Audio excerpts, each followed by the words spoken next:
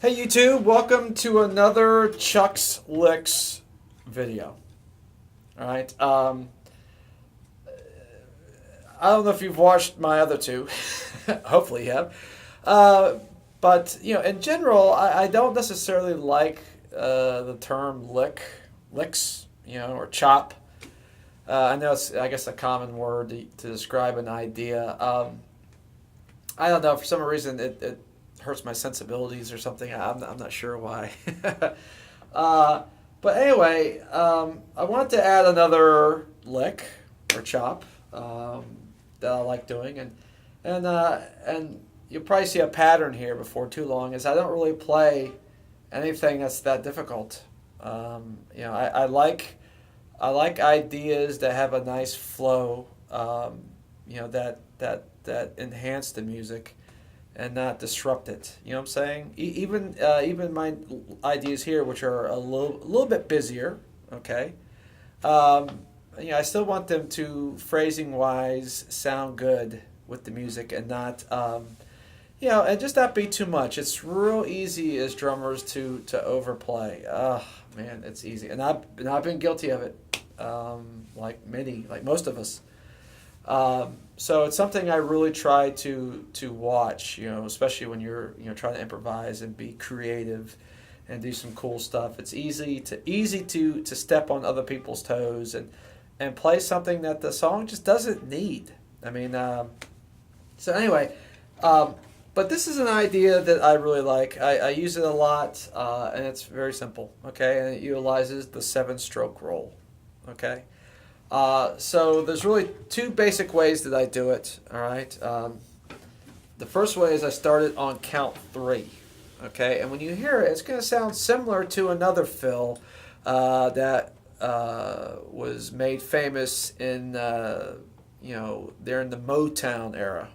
All right. So I won't give it away, but I'm sure once you hear my little lick, you'll go, oh, okay, that sounds familiar, and it is somewhat familiar, or it is somewhat similar to the Motown lick. Okay, but anyway, so it's a seven-stroke roll. You're gonna go 1, 2, 3 E and okay, so 3 E and does your seven-stroke roll, and then on count four, you'll just go 4 E and bass drum on and then crash. Okay, so I'll play that a couple of times so you can hear it real slow, and then I'll speed it up a little bit. All right, let's check it out.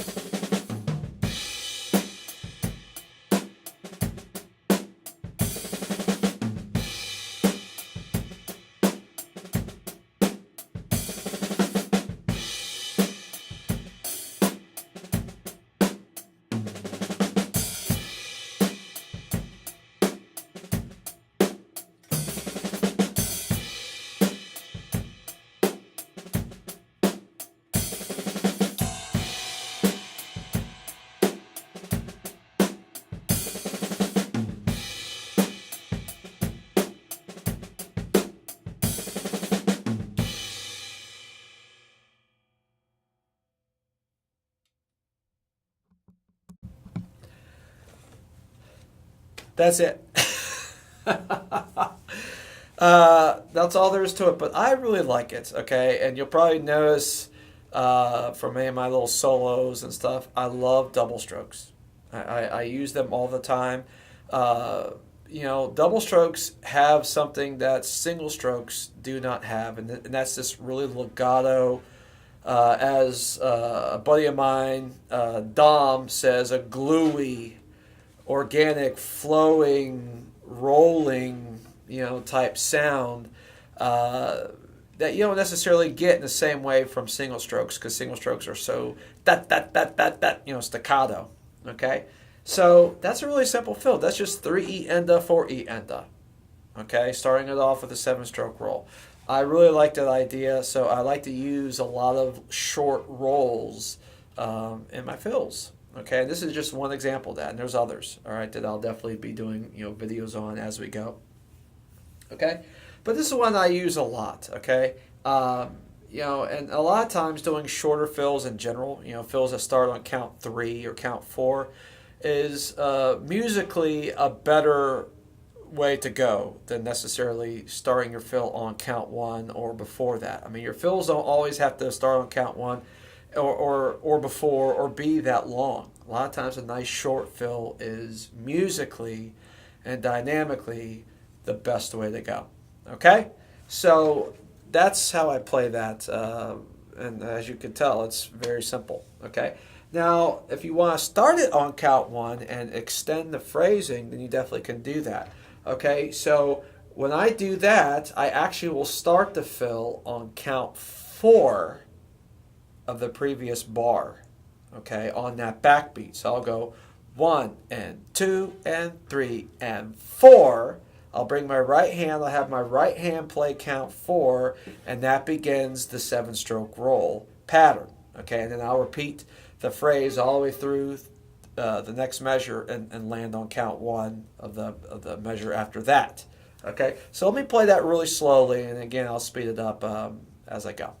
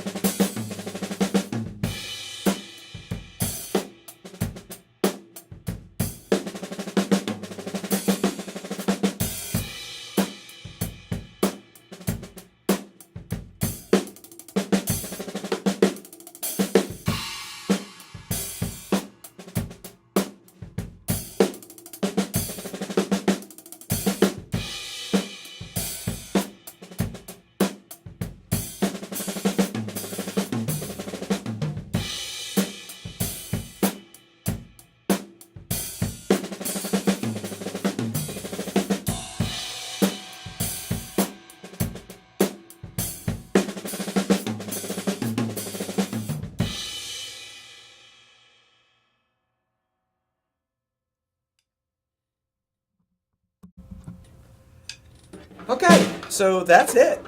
All right. So what I tried to do was to move it around a little bit. Okay. Um, so yeah, there you go. That is it. There isn't a whole lot to it, but I like how it sounds.